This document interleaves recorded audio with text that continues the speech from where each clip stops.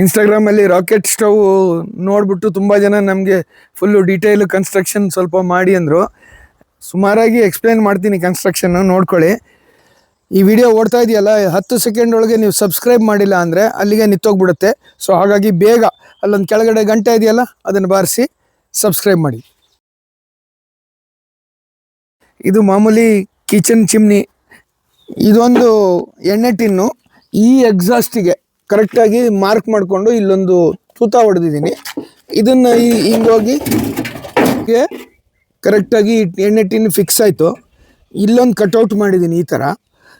ಇದಕ್ಕೆ ಮ್ಯಾಚಿಂಗ್ ಆಗಿ ಇನ್ನೊಂದು ಟಿನ್ ತಗೊಂಡು ಸೇಮ್ ಇಲ್ಲಿ ಅದೇ ಥರದ್ದೇ ಒಂದು ಕಟ್ಔಟ್ ಹೊಡೆದಿದ್ದೀನಿ. ಏನು ಅಂದರೆ ಗಾಳಿ ಹಿಂಗೆ ಬಂದು ಇಲ್ಲಿಂದ ಮೇಲೆ ಬರಬೇಕು. ಈ 2 ಟಿನ್ನನ್ನು ಕೂರ್ಸೋಕ್ಕೆ ಒಂದು ಹಿಂಜ್ ಹಾಕಿದ್ದೀನಿ. ಇಲ್ಲಿ ಕಟ್ಟಿಗೆ ಹಾಕ್ತೀವಲ್ಲ ಅದರಿಂದ ಕೆಂಡ ಕೆಳಗೆ ಬೀಳಬಾರ್ದು ಅಂತ ಇಲ್ಲೊಂದು ಮೆಶ್ ಹಾಕಿದ್ದೀನಿ. ಆಮೇಲೆ ಇದನ್ನು ಈ ಥರ ಎತ್ಕೊತೀವಿ, ಇಲ್ಲಿಂದ ಕಟ್ಟಿಗೆ ಹಾಕ್ತೀವಿ. ಬೆಂಕಿ ಖಾಲಿ ಆದಂಗೂ ಕಟ್ಟಿಗೆ ಲೋಡ್ ಮಾಡೋಕ್ಕೆ ಒಂದು ಈ ಥರ ಆ್ಯಂಗಲ್ ಇರೋದು ಬೇಕು. ಇದಕ್ಕೊಂದು ಹಳೆ ಇಲಿಬೋನು ಯೂಸ್ ಮಾಡಿದ್ದೀನಿ, ಕಿತ್ತೋಗಿರೋದು. ಅದನ್ನು ಇಲ್ಲಿ ಕಟ್ಔಟ್ ಮಾಡಿ ಹಿಂಗೆ ಕೂರಿಸಿದ್ದೀನಿ. ಸೊ ಇಲ್ಲಿಂದ ಈ ಥರ ಕಟ್ಟಿಗೆ ಹಾಕೋದು. ಇದು ಯಾವುದೋ ಕಿತ್ತೋಗಿರೋ ಬಾರ್ಬೆಕ್ಯೂದು.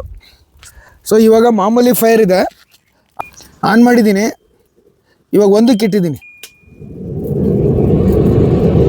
ಇವಾಗ 3ಕ್ಕೆ ಇಡ್ತೀನಿ. ಇನ್ನೂ ಜಾಸ್ತಿ ಆಗುತ್ತೆ. ಅಯ್ಯೋ ನನ್ನ ಮರ ನೋಡಿ ಆಫ್. ಸೊ ಇದು ನನ್ನ ರಾಕೆಟ್ ಸ್ಟವ್. ಗ್ಯಾಸ್ ಇಲ್ದಿದ್ದಕ್ಕೆ ಹೋಗಿ ಅಡುಗೆ ಮಾಡ್ಕೊಳ್ಳೋಕ್ಕೆ ಮಾಡಿರೋದು. ಹೆಂಗೂ ಬೆಂಕಿ ಹಾಕ್ಬಿಟ್ಟಿದ್ದೀನಿ. 4 ವಾಟರ್ ಆಪಲ್ಲು ಬಾರ್ಬೆಕ್ಯೂ ಮಾಡಿ ಟೇಸ್ಟ್ ನೋಡ್ತೀನಿ ಹೆಂಗಿರುತ್ತೆ ಅಂತ.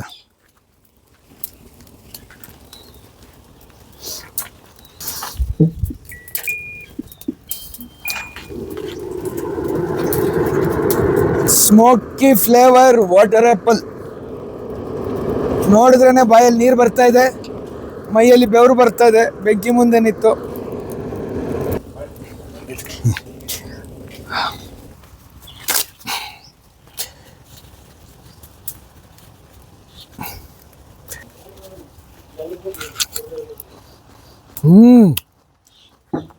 ಅರ್ಧ ಬೆಂದಿ ಟೇಸ್ಟ್ ಸಖತ್ತಾಗಿದೆ.